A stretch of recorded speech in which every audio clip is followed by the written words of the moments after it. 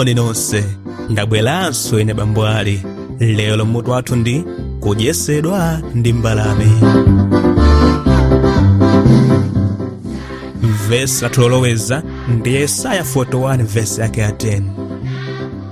Ine ndine Mulungu wako, ndizakulimbitsa, inde ndizakuthangata. Lero tiphunzira kuti Mulungu amaziwa zosowa zanga, iye amasamala za ine. Kodi munaonapo mbalame zikudya? Zimadya chiyani? Mulungu atakuwuzani kuti mbalame zikubwereserani chakudya, mungayembekezere chiyani? Nthangala, nyongolosi, kapena zipatso? Kalekale Mulungu adatumiza mbalame kuti zidyese munthu. Nkhani ya mbalame ndi Eliya ndiyochititsa chidwi. Kalekale mfumu yoyipa Ahabu inkalamula dziko la Israeli. Ahabu adachita zoyipa zambiri pamaso pa Yehova kuposa mafumu ena onse. Mfumu Ahabu ndi mfumukazi yake Yezebeli ankalambira mafano. Iwo adatsogolera Israeli yense kuti naye alambire mafano. Amalimbikisa anthu kuti asamamvere malamulo a Yehova. Yezebeli ndi aneneri a Baala molimba mtima anapha aneneri a Mulungu. Mulungu adali ndi mneneri dzina lake Eliya.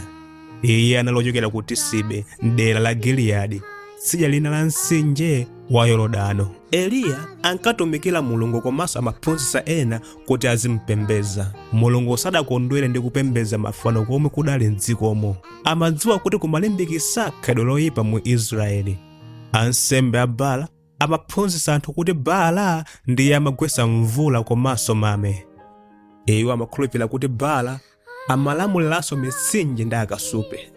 Koma Eliya amadziwa kuti ndi Mulungu amene amalamulira chilengedwe osati Baala. Ndipo Mulungu adatuma Eliya kuti akapereke uthenga kwa mfumu Ahabu. Eliya amadziwa kuti Ahabu sankafuna kumva uthenga ochokera kwa Mulungu. Ankadziwanso kuti alonda aku nyumba yachifumu azamuzindikira kuti ndi mneneri wa Mulungu, ndipo azayesa kumugwira. Angakhonzenso kukampereka iye kwa Yezebeli ndi ansembe ake oyipa a Baala. Koma ngakhale padali zoopsa, Eliya sadazengereze. Iye anapitabe ku Samariya, ndipo sanayime pa alondawo, koma anangolowa nyumba yachifumu. Iye anapita pomwe panali mfumuyo ndi kupereka uthenga wa Mulungu.